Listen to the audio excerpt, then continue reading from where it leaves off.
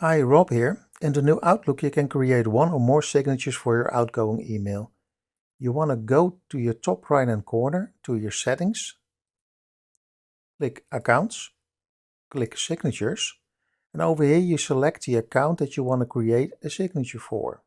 I have two accounts. I will select this one and I will name it Sales.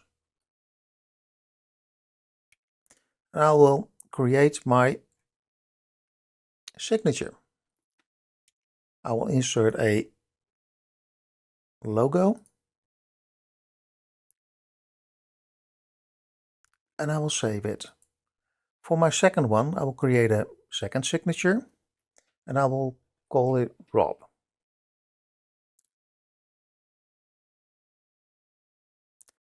And this is my second signature. I will save it. Over here you can assign your signatures to your new email address and to your replies. Let's make it so. Save.